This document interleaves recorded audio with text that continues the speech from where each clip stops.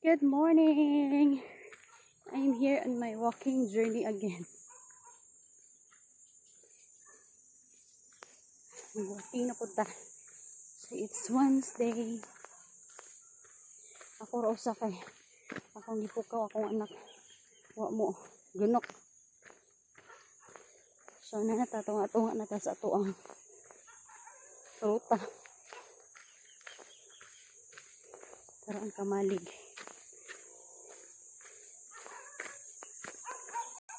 So gituyo na ko nga mudto-mudto na ko mag-walking kay naanay adlaw gyud ba. Mga 7:30. Ana. Nagmas ko kay abog kayo ang daan diri.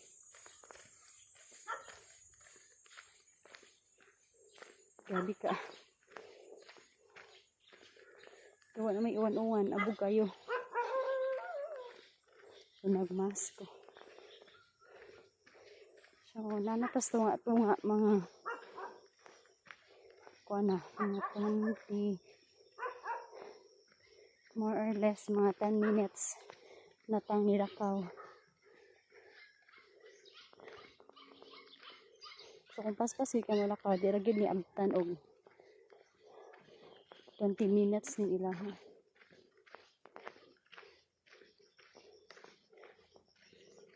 Ano po yung motor? Abog na sad kaayo.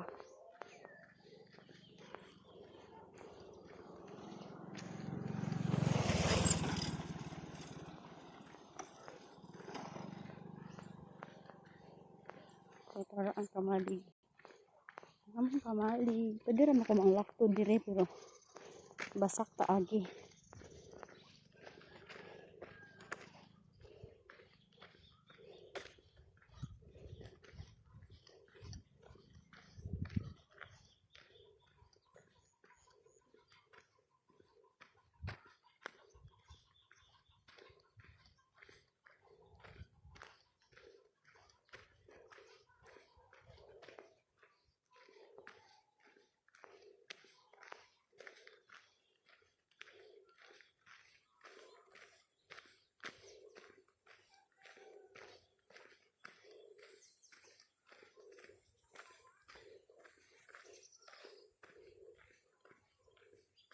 So, naman ko'y walking pad sa bahay katong treadmill na giregalo sa akong manghod.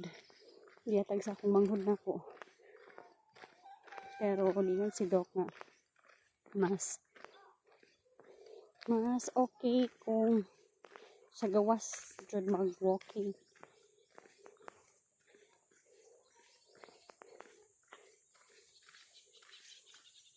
So, okay ang walking pad pero wala may di ka masinagan dito adlaw kay naman sud sa bahay.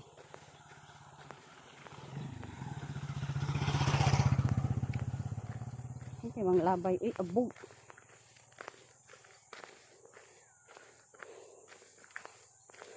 So, muna bakasyon man ron. So, nagkugi na lang dyan kog lakaw kada adlaw.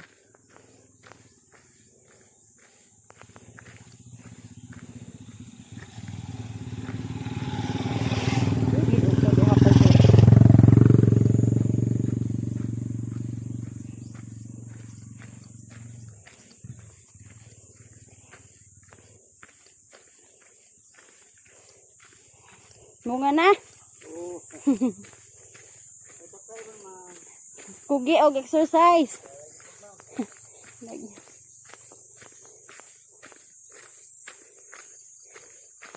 Sana ta diri. Wala na siya sa kamalig. Tara ang kamalig na mo. Then ang dragon fruit anto adito.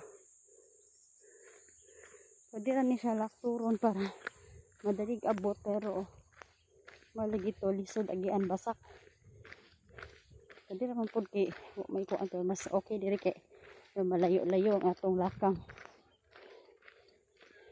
So mo na to. Ngayon kog Doc naman ko'y walking pad sa bahay ay kanang treadmill sa bahay.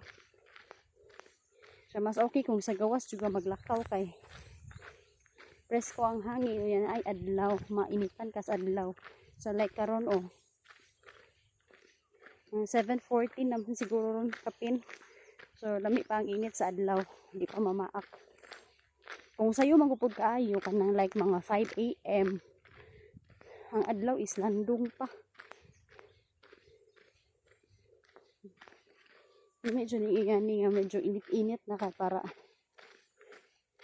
kuan. Lami ang atong singot. Kaningot ko.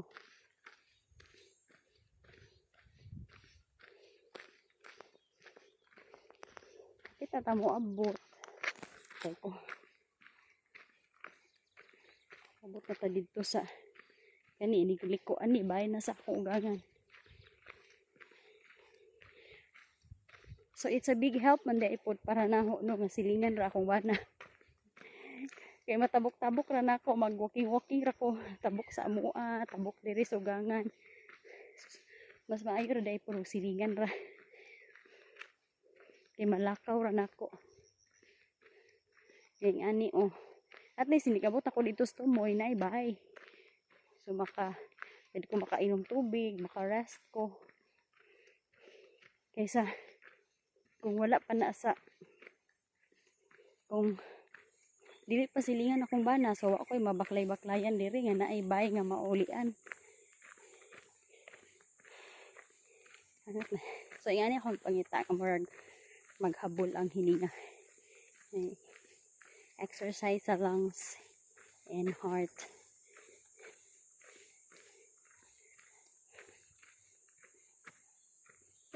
Sige.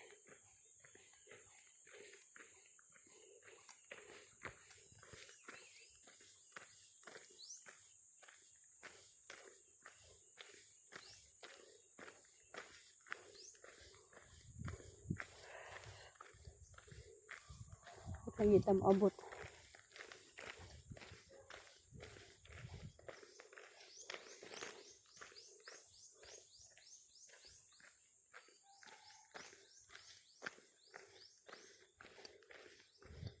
At least gutomon ta pwede ra ta makapamahaw inig abot.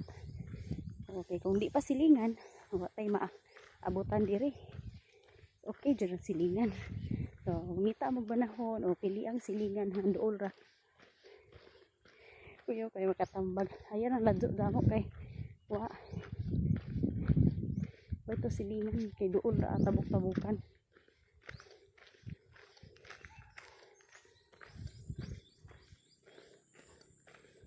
Tara galingkod na. Iawat na yung pangsinak ko dito.